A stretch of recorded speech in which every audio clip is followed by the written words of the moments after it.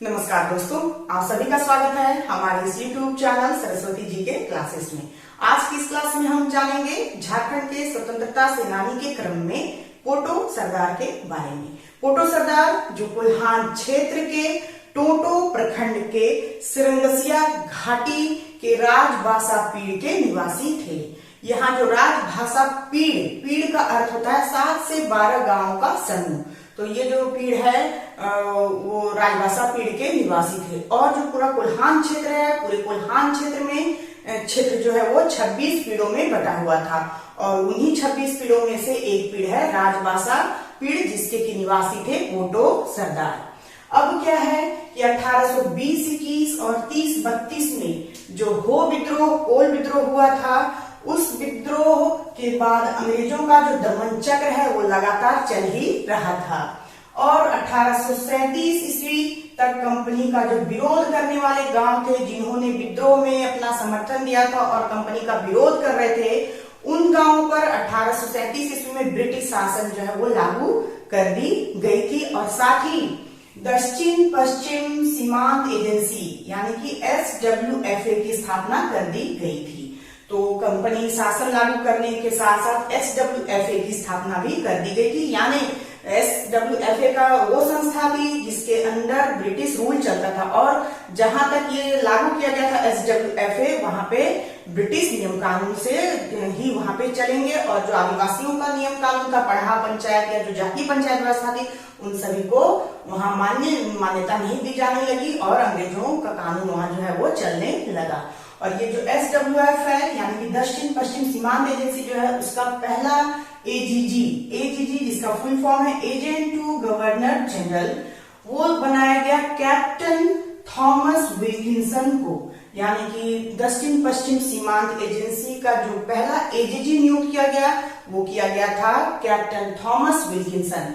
Thomas Wilkinson को ये बहुत इंपॉर्टेंट है कि जो दक्षिण पश्चिम सीमांत एजेंसी या फिर SWF का पहला AGG किसे नियुक्त किया गया था, क्वेश्चन पूछा जा सकता है एग्जाम में। तो पहला जो AGG थे वे थे कैप्टन थॉमस विल्किंसन। फिर जिसके विरोध में कोल्हान क्षेत्र में पोटो सरदार के नेतृत्व में 22 पीड़ों के लोगों ने विद्रोह आरंभ कर दिया।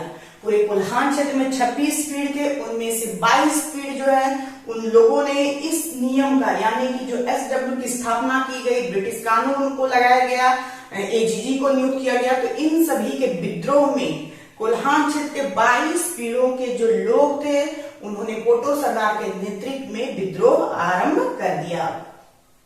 फिर विद्रोहियों द्वारा वालंडिया में गुप्त सभा की गई तथा सिरंगसिया और बागलिया घाटियों को अपने अधिकार में लेने का निर्णय लिया गया। और इस तरह से जो आदिवासी थे वो पोटो सरदार के नेतृत्व में वालंडिया में गुप्त सभा की गई उनके द्वारा। और सिरंगसिया और बागलिया जो घाटियां थी, उन घाटियों को अपने अधिकार यानी कि आदिवासियों के अधिकार में लेने का निर्णय लिया गया था, जो सभा की गई थी वालंडिया में, उसमें। फिर युद्ध सूचक तीर जो है वो पूरे गांव घुमाया गया। जो युद्ध सूचक तीर था उसे पूरे गांव घुमाया गया, गांव के प्रधानों को भेजा गया और उन्हें युद्ध का निमंत्रण दिया गया, यानी कि उन्हें युद्ध में शामिल होने की सूचना जो है वो दी गई। किसके द्वारा? तो युद्ध सूचक तीर के द्वारा। और इस तरह से आदिवासी जो है वीरता के साथ विद्रोह करने लगे। विद्रोह की शुरुआत हो गई, आदिवासी जो है वो वीरता के साथ विद्रोह करने लगे, विद्रोह की शुरुआत हो गई।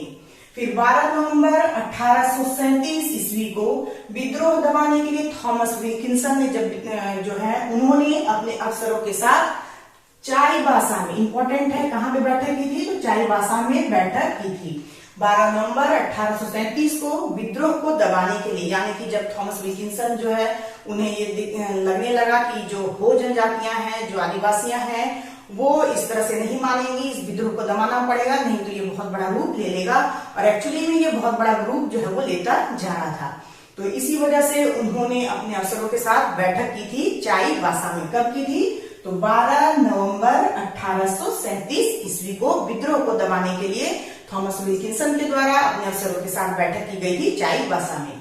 फिर 17 नवंबर 1837 को कैप्टन आर्मस्ट्रॉन्ग, जो एक बहुत ही क्रूर अंग्रेज अधिकारी था, उसके नेतृत्व में 400 सशस्त्र सैनिक, 60 घुड़सवार सिपाहियों तथा 2 तोपों के साथ बाढ़पेड़ रवाना हुआ। ये जो 17 नवंबर 1837 को जो कैप्टन आर्मस्ट्रांग है वो 400 सशस्त्र सैनिकों, 60 घुड़सवार सिपाहियों तथा 2 तोपों के साथ बाढ़पेड़ गांव जो है उसके लिए वो रवाना हुआ।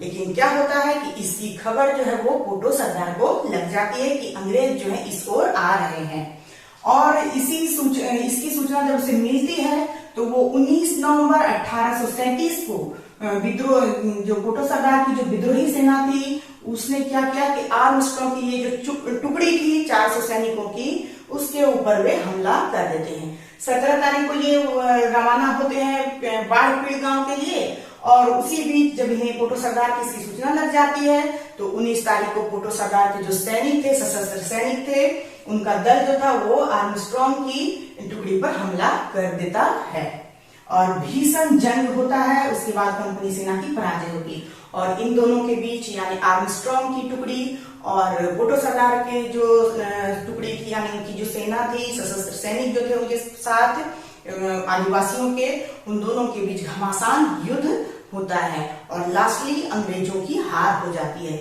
इस युद्ध के साथ साथ अंग्रेजों की बहुत बार हार होती है। पोटो सरदार से जब भी मुठभेड़ होता है तो लगभग सभी जगह पे अंग्रेजों की हार ही होती है, और इस तरह से यहाँ पे भी आर्मस्ट्रांग की टुकड़ी पर जब हमला होता है, जब इन दोनों के भीषण युद्ध होता है तो यहाँ भी अंग्रेजों को हार का मुंह देखना पड़ता है।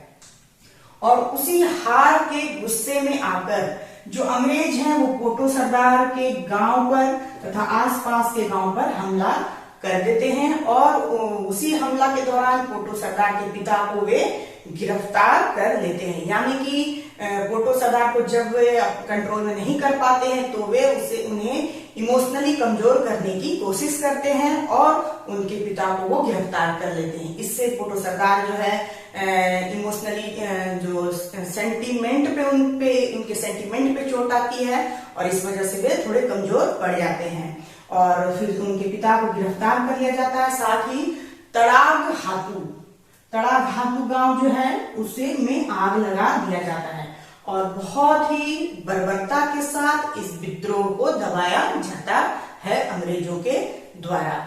जब पोटो सरदार कमजोर पड़ जाते हैं, उनके लोगों को गिरफ्तार किया जाने लगता है, साथ ही गांव में आग लगाया जाने लगता है, तो इस तरह से पोटो सरदार जो है कमजोर पड़ जाते हैं और उनको अंग्रेजों के द्वारा जो है वो गिरफ्तार कर लिया जाता है, और इस तरह से जो विद्रोह है उसका दमन भी कर दिया जाता है। फिर 8 दिसंबर 1837 को पोटो सरदार जो है वो गिरफ्तार कर लिए जाते हैं, और इस तरह से जब गांव में आग लगाया जाता है, उनकी परिजनों को गिरफ्तार किया जाता है, तो लास्टली 8 दिसंबर 1837 को पोटो सरदार को भी अंग्रेजों के द्वारा गिरफ्तार कर लिया जाता है, और 1 जनवरी 1838 को जगन्नाथपुर में हजारों लोगों के बीच पोटो सरदार के साथ इनके 2 साथी नारोहो और बड़ायहो को भी फांसी दे दी जाती है।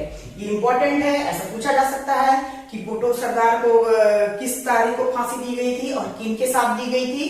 तो इन्हें 1 जनवरी 1838 को जगन्नाथपुर में इनके 2 साथियों बड़ायहो तथा नारोहो के साथ फांसी दे दिया जाता है चौक चौराहे पे हजारों लोगों के बीच में, ताकि लोगों में भय पैदा किया जा सके और लोग जो है अंग्रेजों के खिलाफ आवाज ना उठा सके इसी वजह से। और इसके इतना ही करके अंग्रेज शांत नहीं होते हैं, इसके बाद भी 2 जनवरी 1833 को इनके और 2 साथी पंडुआ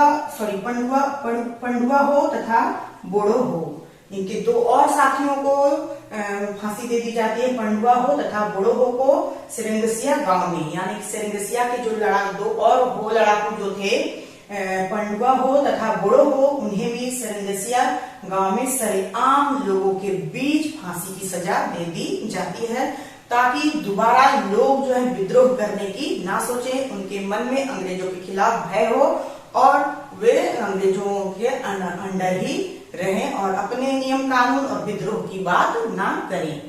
तो ये थी कुछ महत्वपूर्ण जानकारियां पोटो सरदार से संबंधित। तो आज के लिए बस इतना ही। नेक्स्ट वीडियो में हम फिर नेक्स्ट टॉपिक के साथ मिलेंगे। तब तक के लिए धन्यवाद। जय हिंद, वंदे मातरम।